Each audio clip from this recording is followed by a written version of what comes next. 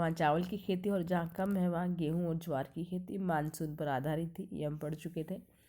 अब देखेंगे हम बाबरनामा, जो बाबर के समय लिखा गया एक ग्रंथ था।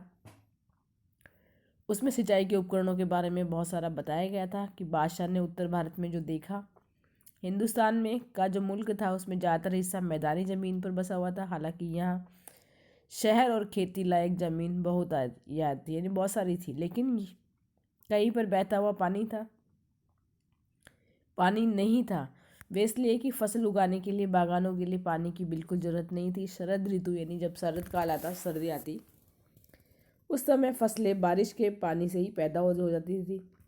और हैरानगी ये बात थी कि बसंत ऋतु की फसलें तो तब पैदा हो जाती थी जब बारिश बिल्कुल भी नहीं थी।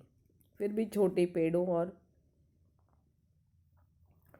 तक बाल्टियों या रहट के जरिए पानी पहुंचाया जाता था। कहने का तात्पर्य यह है कि उस समय बरसात पर या मानसून पर फसल आधारित थी, और दूसरा रहट पर, जिसको चित्र में दिखाया गया है आपके कि किसान जो है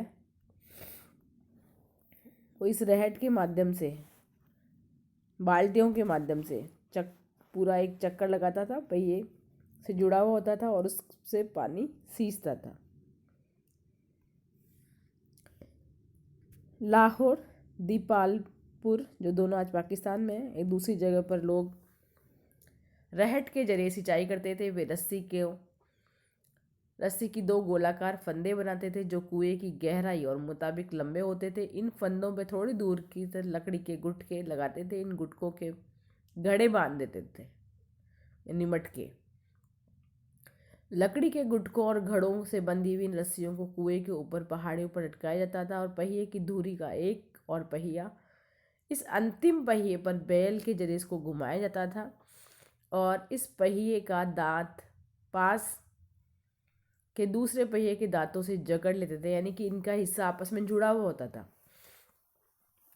इस तरह घड़ों वाला जो पहिया था घूमने लगता था, और घड़ों का जहाँ से पानी गिरता था वहाँ एक सकरा नाला खोद दिया जाता था, और इस तरीके से पानी पहुँच जाता था। यानी रहट के द्वारा किस प्रकार से पानी पहुँचाया जा रहा था, इस विधि को यहाँ बताया गया है।